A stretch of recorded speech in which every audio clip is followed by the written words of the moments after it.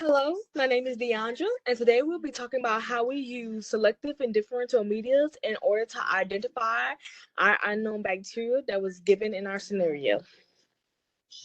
The scenario stated that throughout the course of 3 weeks, numerous patients from a local community complained about gastro distress. A common factor among all the patients is that they recently ate at a restaurant called Hometown Favorites, which is known for their $5 buffets. All The patients confirmed that they had the chicken pot pie, which is believed to be the source of the patient's foodborne illnesses. When doing research on what bacteria can cause gastro distress from poultry and vegetables, we came up with two gram-negative bacteria, and that was Salmonella diphtheria and Escherichia coli, which is also known as E. coli. There are multiple ways that the bacteria could have been transmitted. One, if the no aseptic technique was used before and after dealing with the raw chicken, as well as it during the killing of the chicken, there could have been a possible fecal contamination from the gut of the bird, and it could have been transmitted that way. To avoid bacteria such as E. coli and Staphylococcus in food in restaurants, make sure that the food is handled in a proper way in which the meats are cooked to the right temperature and the fruits and vegetables are washed before use, as well as the proper hand washing technique. Our hypothesis, we stated that the virulent pathogen responsible for the foodborne illness can be either one of the two gram-negative bacteria. If when doing research, when doing the experiments, if the bacteria is shown to be gram-negative, rod-shaped, sulfur-reducing, motile, and it cannot fermentate lactose, then the bacteria can be identified as S. diphtheria. And if the bacteria shows up as gram-negative, rod-shaped, endo-producing, motile, as well as it can fermentate lactose, then we can identify the bacteria as E. coli. My name is Adriana and I'll be going over slides 4 through 7. The materials used for this lab procedure consists of a wire inoculation loop, a Bunsen burner, striker, Sharpie, MSA, EMB, and McConkey agar plates, unknown bacterial broth, 3 TSA plates, Sims medium, a lactose fermentation medium, and a citrate medium, DI water, a microscope, 2 microscopic slides, gram staining solutions, a plastic stir inoculation loop, the shaker, oxidase test, ethanol, forceps, and a nitrite disc. The TSA agar plates were used to create a positive and 2 negative control variables of the unknown bacteria. Starting with the positive control variable, we turned on the Bunsen burner about halfway and used a striker to start up the flames. And then we sterilized the inoculation loop and we allowed the loop to cool down so that we don't burn our bacteria. Once the loop was completely cooled down, we dipped the loop into the mixed broth and we did the 4-quadrant streaking method. After the streaking was done, the plate was left to incubate for 5 days at 25 degrees Celsius. And as shown in figure 1, the positive control variable there happened to be growth in all 4 quadrants, which was not to be expected. In figure 3, the procedure was done differently because we were experiencing growth from the DI water, which is not to be expected. So instead of using the inoculation loop, we just used inoculated DI water. So basically just squirt the water into the agar plate and swirl it around and see if growth would grow. And it did appear growth in all 4 quadrants. The plate was still incubated for 5 days at 25 degrees Celsius, just as the others. Now with gram staining, the gram staining procedure was done to see if the bacteria that grew on the TSA positive plate would be gram negative or gram positive. To complete this procedure, we took a microscopic slide and we drew a circle in the middle of it with a black Sharpie, and we took an inoculation loop and we sterilized it with the Bunsen burner. And then once the loop was cooled down, we took a sample of the bacteria that grew on the TSA positive plate and we smeared it in the middle of the circle with the Sharpie. And then we allowed it to air dry and then we heat fixed it 2 or 3 times. Once we heat fixed it, we completed the gram staining procedure and we allowed the slide to air dry, and then we put it under a microscope. And as shown in figure 4 and 5, you can see that the bacteria is pink and it appears to be rod shaped, so that would give us evidence that the bacteria shown is indeed gram negative. And due to the gram staining results, 1 out of 9 of these bacteria listed on this slide could be the unknown bacteria.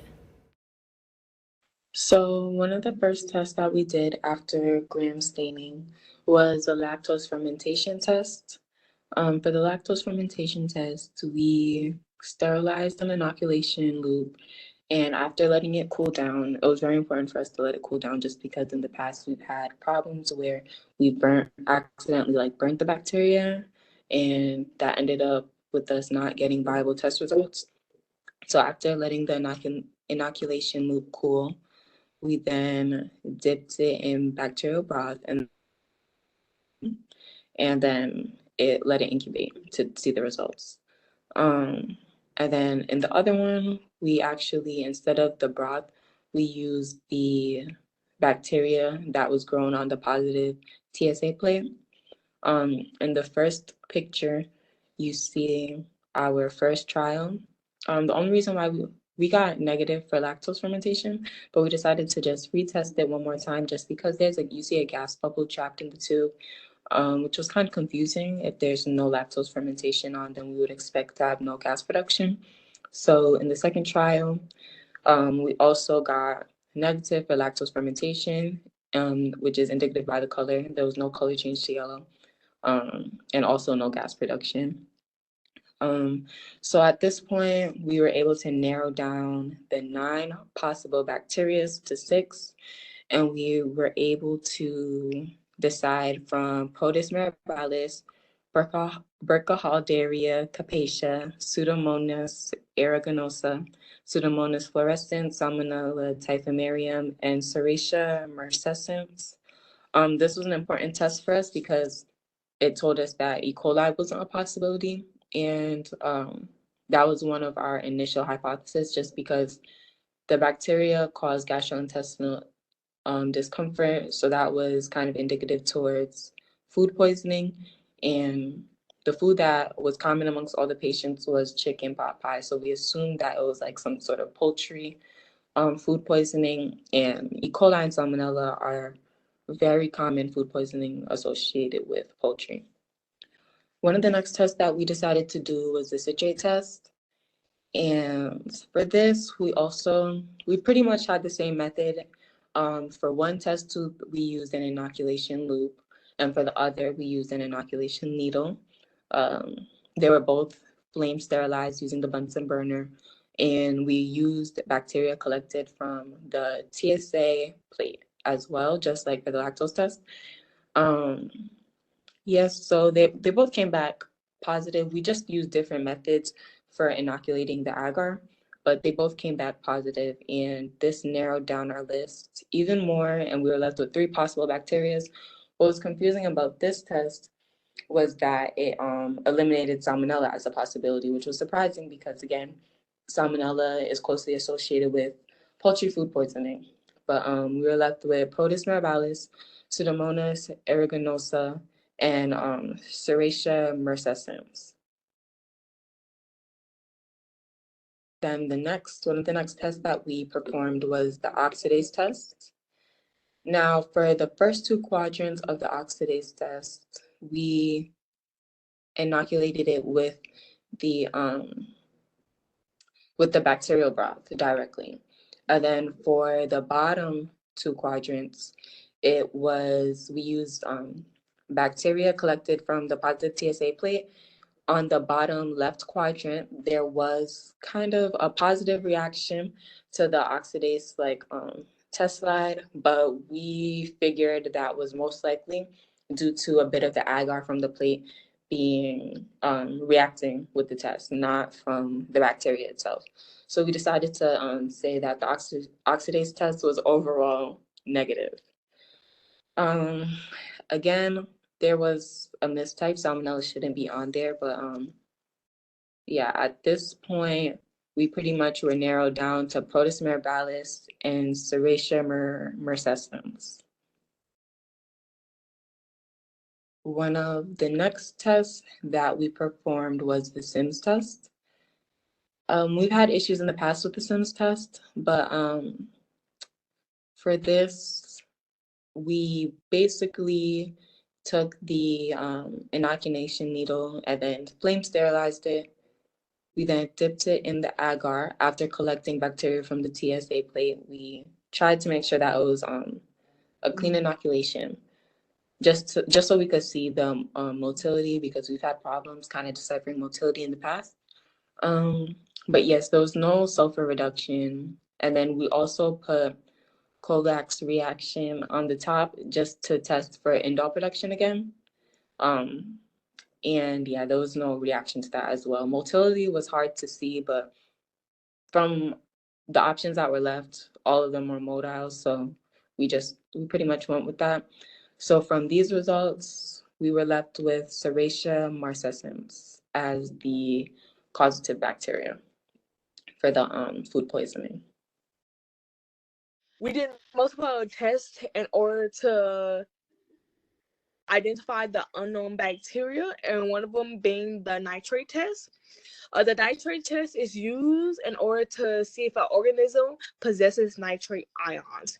In order to do an experiment, we added a nitrate disc using sterilized forceps, and we added it to the positive control that we used early in the experiment, and we incubated it at 48 hours at 37 degrees Celsius.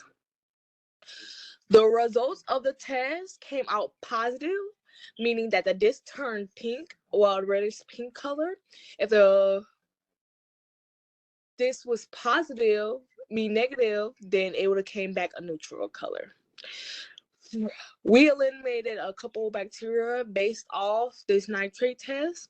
The gram-negative bacteria that was left were Streptococcus pyogenes, Cyanobacteria fructidae, Salmonella typhimurium, Serratia marcescens, Enterobacteria aerogenes, Protus mirabilis, Pseudomonas aerogenes, and Escherichia coli.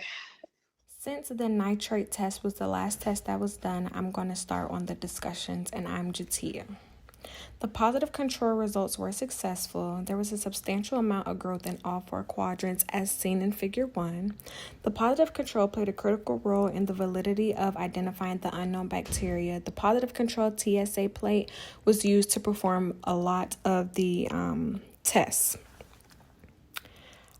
Figure 2 and 3 were the negative controls, and this procedure was not successful, with only DI water being streaked in Figure 2. The expected results would be for no growth at all to grow. Figure 3 was used as a second negative control, and DI water was only poured onto this TSA plate. It was not streaked, and we did this so that we can maybe cancel out the effect of the inoculation loop being unsterilized or not sterilized the proper way, but we just came to the conclusion that overall the DI water is contaminated. The gram staining procedure was successful. The procedure confirmed that the unknown bacteria was indeed gram negative. Looking at figures 4 and 5, we can see that under a light microscope at 100 magnification that the bacteria is pink and rod shaped, which are both characteristics of gram negative bacteria. Figure 6 and 7 shows the negative results for the lactose fermentation test. Figure 6 was the first lactose fermentation test that we ran, and the medium turned from red to pink and tested positive for gas. Since the medium turned from red to pink, we know that the unknown bacteria does not ferment lactose, but we thought that the unknown bacteria would either be Salmonella or E. coli. So we decided to run the test again because neither of those bacteria should test positive for gas. So Figure 7 shows the results of the second lactose fermentation test that we ran, and the medium still turned from red to pink, which means that the unknown bacteria definitely does not ferment lactose, but this time there was no gas bubble present. But given that E. coli does ferment lactose, we automatically ruled E. coli out of the running for thinking that it was the unknown bacteria. Figures 8 and 9 shows the results of the citrate test. These results were positive because the medium turned from green to blue. For figure 8, though, we did use an inoculation needle instead of the loop. Using the inoculation loop with figure 9, we noticed that the needle was way more effective. The results were way more clear and easy to read.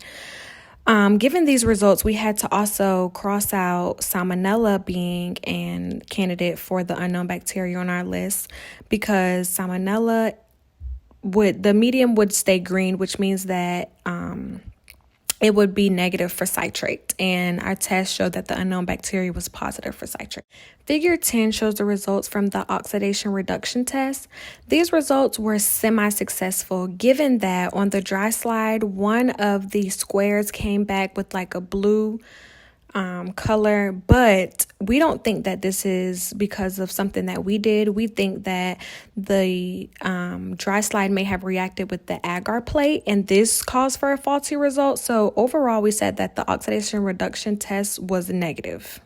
Sims test was also performed, which was figure 11, and the Sims test showed that the unknown bacteria was negative for sulfur reduction and indole, but positive for motility. Figure 12 shows our last test that we ran, which was the nitrate test, which was positive. And we know this because the picture in figure 12 shows a pink participate, which means that the unknown bacteria possesses nitrate ions.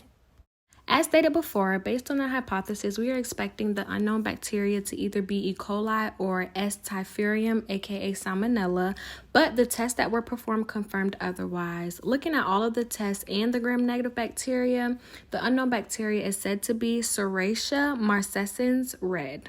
S. marcescens red is a gram-negative rod-shaped bacteria that is closely associated with nosocomial infections, which are infections that you are likely to get if you are under a hospital's care. According to a source, the most common illnesses associated with the pathogen are urinary tract infections, which are also known as UTIs, and possible respiratory infections. Research has linked the invasion of S. marcescens in one's gut to intestinal infections, making it a possible source of gastrointestinal distress for the patient.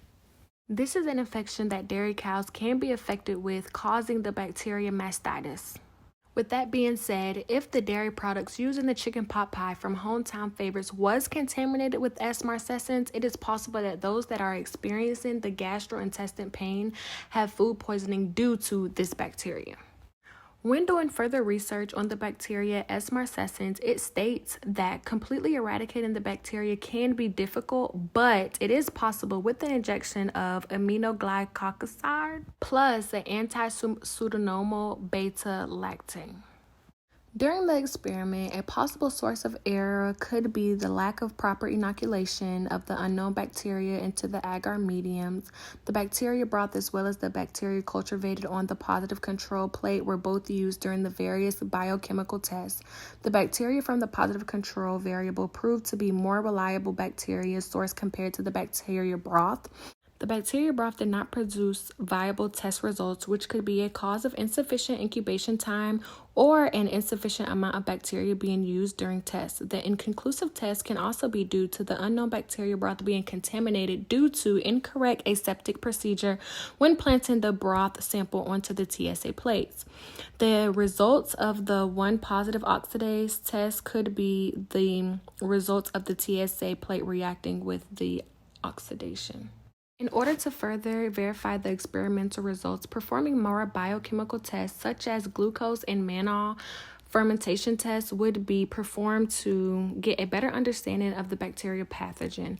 Also, a redo of the Sims test and the oxidase test would also be performed to verify the test results. Last but not least, we have our dichotomous key, first starting with all of the gram-negative bacteria. On to the left side of the dichotomous key, we have our lactose fermentation, all of the bacteria that ferments lactose, branching off to sulfur reduction and non-sulfur reduction, endopositive and endonegative. On the right side of the dichotomous key, we start with non-lactose fermentin. Then we break off into citrate positive and citrate negative. From the citrate positive, we then break off to oxidase positive and oxidase negative. From our oxidase, we break off to sulfur reduction and non-sulfur reduction. Onto our citrate negative, we break off to glucose fermenting and non-glucose fermenting. And from our glucose, we break off from sulfur reduction to non-sulfur reduction. Then we have our references.